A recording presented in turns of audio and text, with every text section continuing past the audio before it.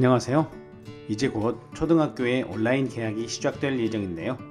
어떻게 진행되고 무엇을 준비해야 하는지 걱정이 많이 되시죠?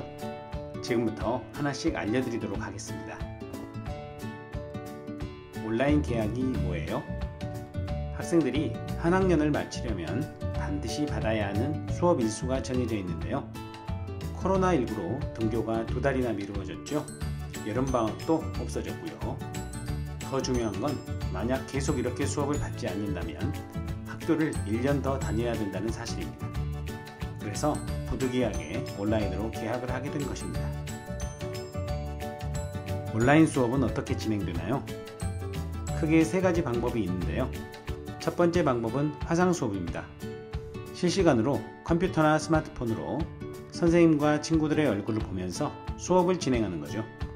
줌 클라우드 미팅이나 구글 행아웃 같은 앱으로 진행하게 됩니다. 두 번째 방법은 이학스터나 EBS 온라인 학급방과 같은 사이트에 매일 들어가 선생님이 올려준 동영상을 보고 과제를 수행하는 방식입니다.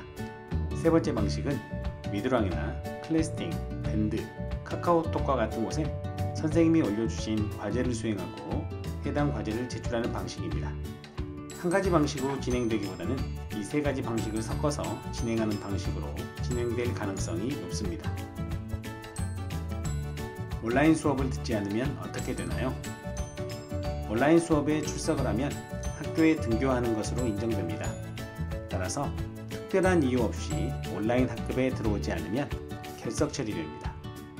하지만 특별한 사정이 있거나 체험학습을 간다면 출석으로 인정해 줄 수 있으니 담임선생님께 미리 연락하세요. 온라인 개학을 하면 무엇을 준비해야 하나요? 원격 수업은 주로 동영상, 콘텐츠를 보는 활동을 하게 될 거예요. 따라서 이를 볼 수 있는 스마트 기기 또는 컴퓨터를 준비해야 하며 영상을 보기 때문에 인터넷 데이터를 무료로 사용할 수 있는 무선 공유기를 준비해야 합니다.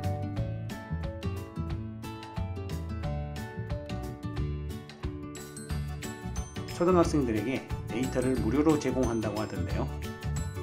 5월 31일까지 스마트폰에서 이학습터, 디지털 교과서, 사이언스홀, 엔트리, 커리어넷 사이트를 이용할 때는 데이터 이용료가 부과되지 않는다고 하니 자유롭게 사용하셔도 좋습니다.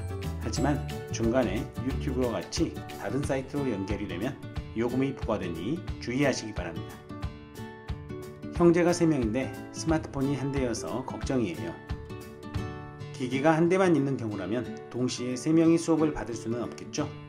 이런 경우라면 시간을 나누어서 사용하되 매일 온라인 학급에 로그인하여 그날 올려진 수업 내용은 그날까지 해결하면 문제가 없습니다. 온라인 학급에서 배운 내용은 등교하면 다시 배우나요?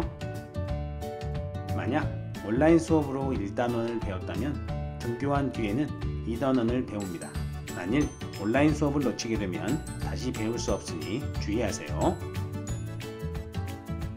시간표는 어떻게 운영되죠? 시간표는 여러분이 등교했을 때처럼 진행됩니다. 기존 시간표대로 운영이 되며 시간표는 선생님께서 3일 전까지 안내해 주실 예정입니다. 수행평가는 어떻게 하나요? 수행평가와 지필평가는 등교 이후에 하기로 결정되었습니다.